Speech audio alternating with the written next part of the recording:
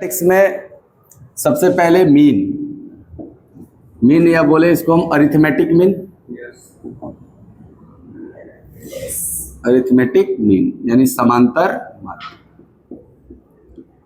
तो जो समांतर माध्य है ये simple some of all observation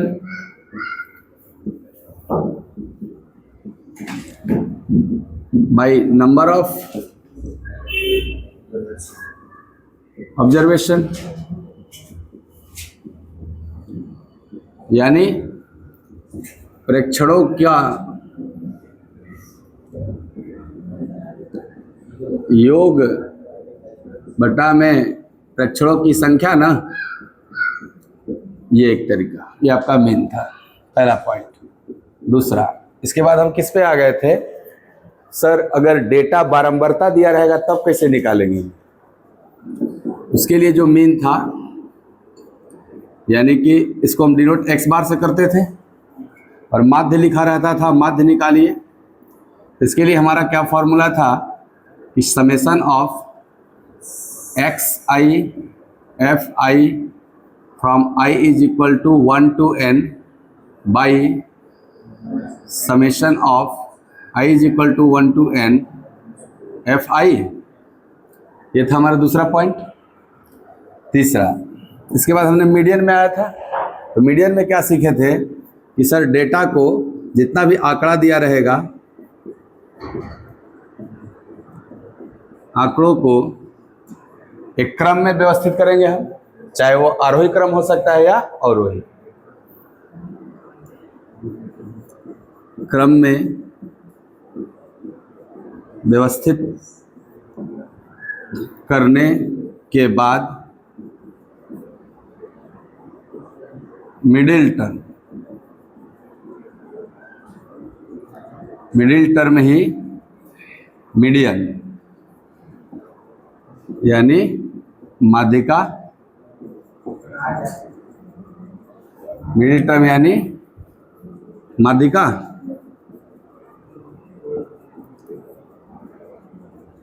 यही है आपका मिडिल टर्म ही क्या है, माध्यिका है। अब कहोगे सर ये तो अगर सिंपल डेटा दिया हुआ है तब होता था, लेकिन अगर टेबल फॉर्म में दिया हुआ था, क्लास वाइज दिया हुआ था, तब मीडियन कैसे निकाले थे सर। तब मीडियन का जो फॉर्मूला हुआ था L plus n/2 minus cumulative frequency by frequency ना, तो ये तब फॉर्मूला हमने अप्लाई किया। Into class height into class height, ऐसे हुआ था आपका। आज हम क्या इसके आगे जा रहे हैं, मोड पे। तो मोड के लिए क्या करेंगे कि डेटा सेट में, जैसे सिंपल डेटा दे करके मीडियन पूछा, वैसे सिंपल डेटा दे करके डेटा सेट रहेगा, बहुत सारा डेटा रहेगा उसमें। डेटा सेट में जो आंकड़ा सबसे ज़्यादा बार आएगा, जो डेटा सबसे ज़्यादा बार आएगा, वही मोड यानी कि बहुलक होगा। सब पे सवाल करेंगे अभी हम। तो इतना हुआ। इसके आगे सर जैसे डेटा ना दे के पूरा टेबल फॉर्म में दे दे, क्लास वाइज दे दे, उस समय बहुलक पूछे तो क्या होगा आपका, ठीक है। यहाँ आ जाएगा ये ना, मोड बराबर आपको भी वही L जो लोअर लिमिट होता है प्लस L के बाद सर F1 माइनस F0, अभी बात करेंगे हम क्या है F1 F0, और by 2F1 minus F0 and F2, F0 and F2, और क्लास हाइट का मल्टीप्लाई हो जाएगा, ये मोड का हो जाएगा आपका। सर L क्या होगा, जो मॉडल क्लास होगा उसका लोअर लिमिट। F1 क्या होगा, जो मॉडल क्लास का फ्रीक्वेंसी होगा वही F1 है। F0 क्या है, उसके पहले वाला फ्रीक्वेंसी है। F2 क्या है, उसके बाद वाला फ्रीक्वेंसी। तो सब पे भी सवाल किया जाएगा, सब फार्मूला एक जगह हम इकट्ठा करना चाह रहे हैं एक बार। ठीक है, इतना नोट करिए, फिर इसके बाद मीन देखा, मीडियन देखा, मोड देखा। तीनों में रिलेशन होता है mode is equal to 3 median minus 2 mean. यानी आपको बहुलक, माध्यिका और माध्य में ये रिलेशन होता है कि बहुलक बराबर 3 माध्यिका माइनस 2 माध्य। इस पे सवाल आएगा आपको। इन 3 में से कोई 2 दे देगा, एक पूछ लेगा आपसे, रेशियो भी पूछ लेगा आपसे। सवाल देखेंगे। अभी ये अगला पॉइंट समझिए। इसके बाद आपको पढ़े थे बीच में मीन डेविएशन, माध्य विचलन, मीन डेविएशन, माध्य विचलन। सर ये कैसे निकला था? ये निकला था summation i is equal to 1 to n xi minus x bar मतलब माध्य ना, इसका मॉड फॉर्म लेते थे पॉजिटिव में और बाई n कर देते थे। ऐसे निकाले थे ना माध्य विचलन। इसमें सवाल करवा चुका हूं मैं आपको पिछले क्लास में, माध्य विचलन। इसके बाद आज आपको अगला फॉर्मूला ये जानना है कि वेरिएंस, वेरिएंस यानी विचरण ये कैसे निकलेगा? देखो इसी से मिलता जुलता फॉर्मूला है।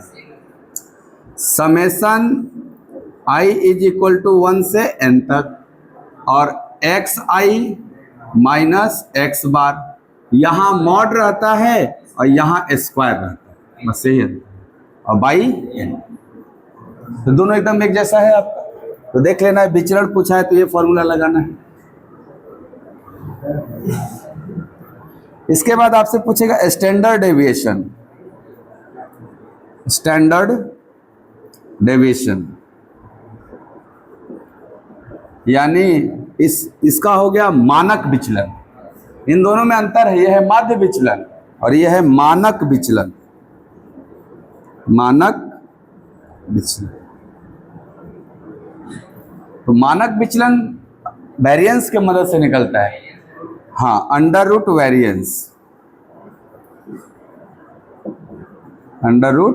वेरिएंस ये वाला। जैसे विचरण निकाल लिए हम लोग, उसका रूट कर देंगे तो क्या हो जाएगा? मानक विचलन। इसको हम सिग्मा से डिनोट करते हैं। इसको हम किससे डिनोट करते हैं? ऐसे सिग्मा से, ऐसे सिग्मा से।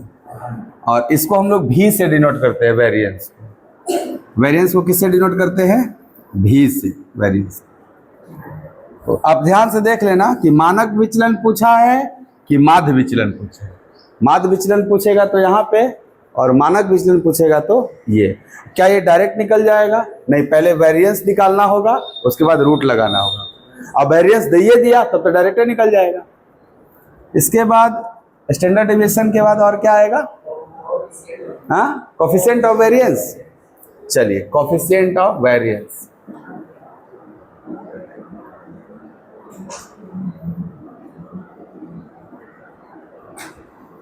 कोफिशिएंट ऑफ वेरिएंस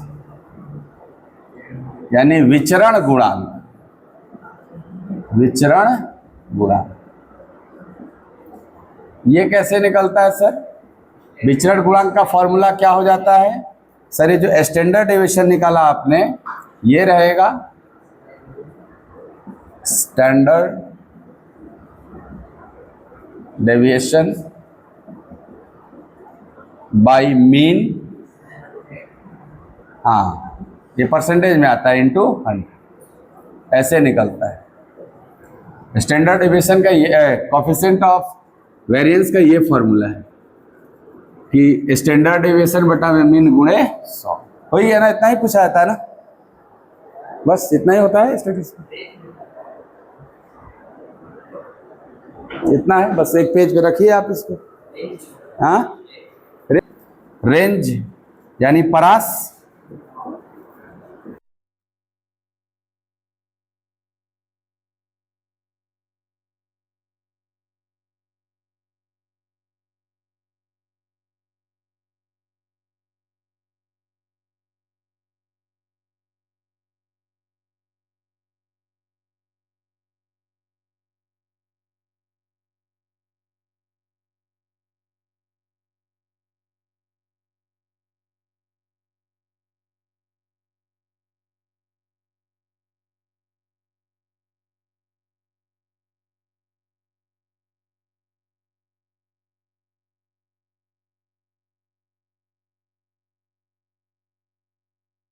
माध्यिका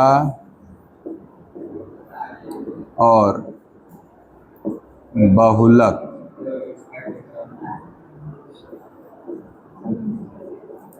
तीनों ज्ञात कर।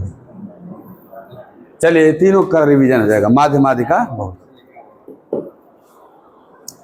माध्य कैसे निकलता था?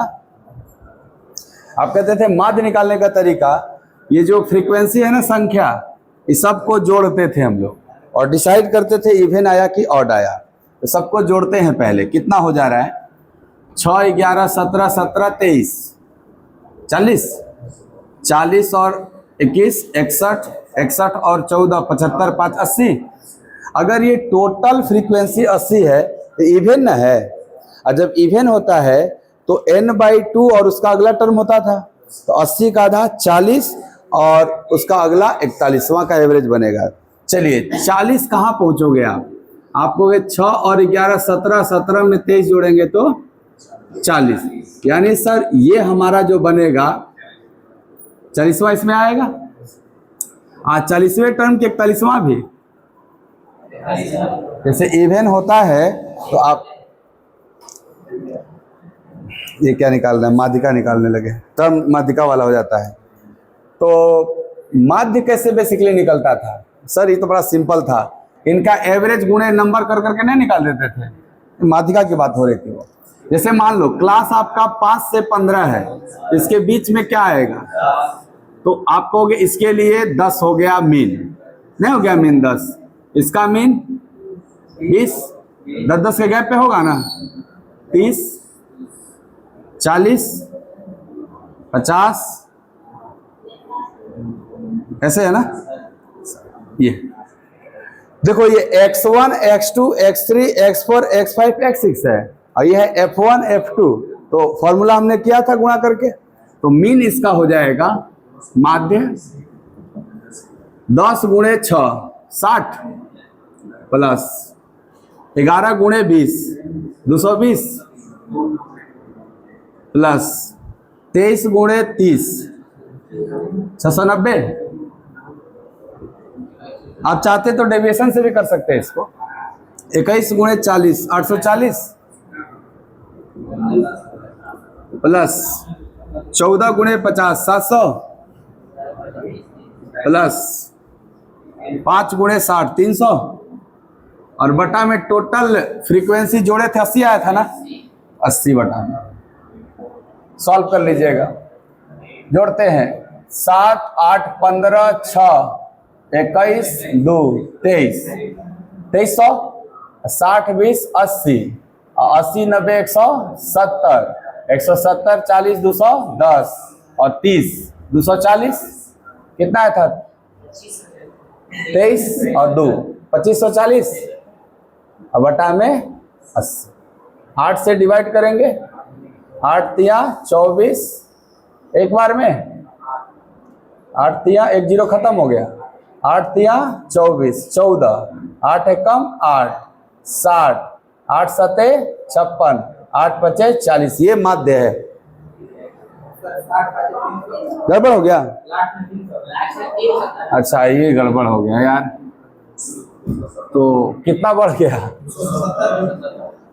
तो 270 से बढ़ा दें, तो 270 बढ़ाएंगे तो 2800। अब तो बढ़ जाएगा ना आपका नंबर। 8 तिया 24 8 पचे 40 8 एकम 8 25 35.125 आएगा। ये माध्य है। मैच किया? चलिए अब माध्यिका देखते हैं। मीडियन, मीडियन कैसे निकलेगा? तो सर मीडियन के लिए मीन की जरूरत नहीं है आपको। मतलब ये तो हमने इसका मीन निकाल के मीन निकाल लिया वहां पर। अगर मीडियन निकालना था इस सवाल का, तो हम देख रहे थे टोटल ऑब्जर्वेशन कितना था 80।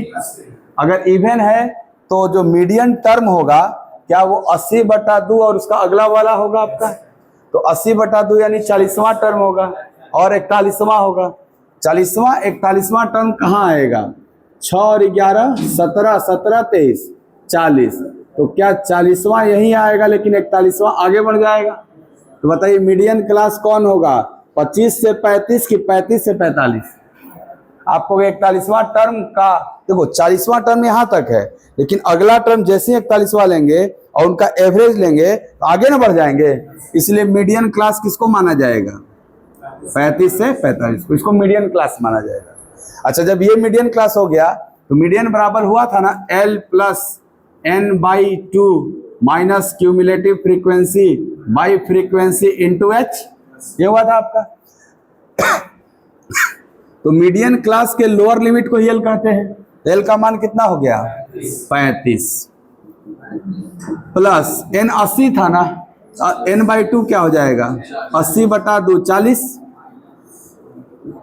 माइनस क्यूमुलेटिव फ्रीक्वेंसी, ये जो मीडियन क्लास का फ्रीक्वेंसी है इसके ऊपर तक का, तो इन सब को जोड़ेंगे तो 40 ना, ये नहीं लेना है, क्यूमुलेटिव जोड़ जाड़ के लेना है सर, तो 40 हो गया ना, माइनस 40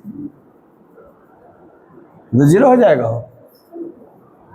जैसे ये आपका क्या है? फ्रीक्वेंसी, और ये है क्यूमुलेटिव फ्रीक्वेंसी, जोड़ करके तो आप कहोगे क्यूमुलेटिव फ्रीक्वेंसी 23 है कि जोड़ के? जोड़ के नहीं ना, 23 है। अच्छा देखते हैं,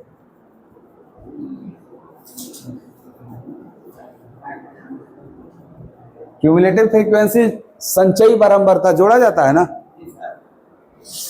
तो जोड़ेंगे तो 40 ना आ रहा है वो, अब बटा में फ्रीक्वेंसी 21 और इंटू हाइट 10, ये तो 0 हो गया ऊपर, तो क्या केवल इसका मीडियन 35 होगा? 0 हो गया सर, आंसर क्या हो जाएगा? खाली 35। अच्छा, तीसरा नंबर क्या है? मोड। मोड ले लेते हैं। मोड का फॉर्मूला था L plus F1 minus F0 by, अच्छा उसको ऐसे लिखे क्या?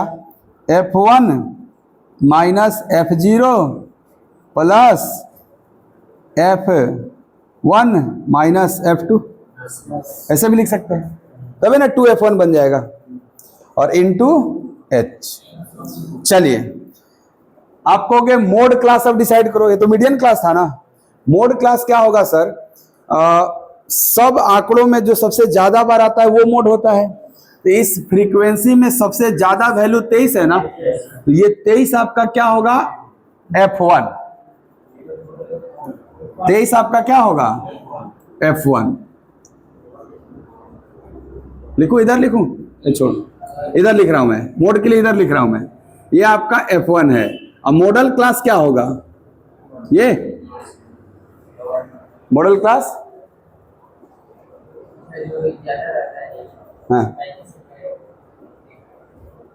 मीडियन क्लास ये था, लेकिन मॉडल क्लास आपको अगर जो बारंबारता सबसे ज्यादा बार आया होगा उसी के ना क्लास को मॉडल क्लास कहा जाएगा। तो 6 गो पेशेंट है, 11 गो पेशेंट है, 23 गो, 21 गो, 14 गो, 5 गो, तो सबसे ज्यादा यह पेशेंट है ना, इसी के क्लास को क्या कहा जाएगा? मॉडल क्लास, बहुलक का क्लास होगा ये। इसमें लोअर लिमिट क्या है? तो L की जगह क्या लिखेंगे हम? 25 प्लस F1, मॉडल क्लास के फ्रीक्वेंसी को F1, और इसके पहले के फ्रीक्वेंसी को F0, और इसके बाद के फ्रीक्वेंसी को F2 कहते हैं। तो ऊपर जो चाहिए वो इसका अंतर चाहिए, तो 23 से 11 का अंतर, तो ऊपर तो 12 हो गया और नीचवा 12 तो रहेगा ही ना, क्योंकि यही वही चीज है, और इसका और इसका अंतर चाहिए, तो 23 में 21 गया 2, और इंटू हाइट 10 है ना, तो आप कहोगे क्या आ जाएगा? 12/14, 6/7, 60/7, तो हो जाएगा 25 प्लस, ऐसे ना, चलो भाग दे लेते हैं 7 से लगभग, हाँ, तो 25 8 33, ये कितनी बार में जाएगा? 8 40.5 हो, 5 चलते रहेगा ना ऐसे, तो 33.57, ये इसका मोड होगा। अब ऑप्शन में मिस्टेक रहा था, ये मोड होगा। आप 21 को कैसे ले लेंगे मोड? 23 ना ज्यादा है, हाँ ये सही, तीनों का। अच्छा ये 40 समझ में आया? 40 की जगह 23 नहीं ना लिखेंगे? नहीं सर, क्यूमुलेटिव फ्रीक्वेंसी क्या होगा अलग से लिखिएगा, तो जो CF बनेगा वो यहाँ तो 6 होगा लेकिन यहाँ 17 होगा और यहाँ 40 ना हो जाएगा, ये आपका क्यूमुलेटिव फ्रीक्वेंसी है 40। वो क्या है? F0 था वो, इसको खाली बोलेंगे F1 था ये आपका मॉडल क्लास का। तो तीनों सवाल हो जाता है इस पे, मीन, मीडियन, मोड।